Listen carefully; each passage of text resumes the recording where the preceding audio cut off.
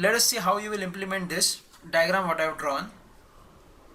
So what we did here is there are three flip-flops A, B, C arranged in a serial manner, and JK flip-flop is used. As you can see, there is JA, KA, JB, KB, JC, KC bits. Okay, but all the JK flip-flops are converted to toggle mode, means that J and K terminals are shorted to form toggle, because we see that for every coming clock cycle QA is changing its states, nothing but QA is in toggle. So QA is also toggle, depending on QA QB is toggling, and depending on QB QC is tabling.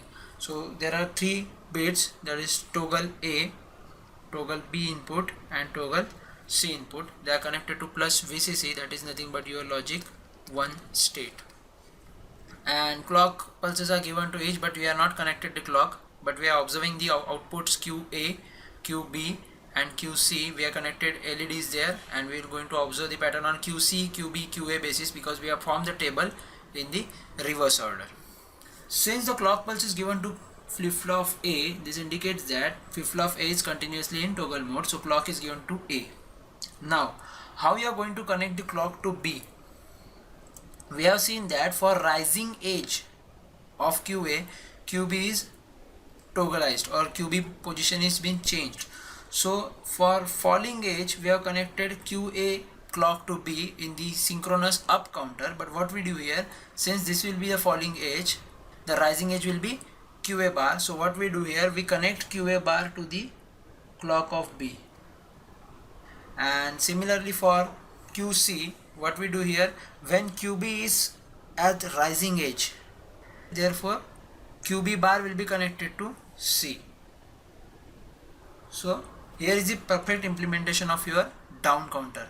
See, there is a simple difference between the up counter and down counter. In up counter, what you do is you connect QA, the output of first flip-flop, as a clock to the next, output of second one to the clock of the third. But in the down counter, you connect the complement of output to the clock, that is QA bar is connected to B and QB bar is connected to C, and so on. If you want get a 16-bit down counter, then you have to connect 4 flip-flops here. D flip-flop will be again here. Preset terminals we are not using, okay, but we need to use the clear terminal or the reset point. So here I will mention this is reset input.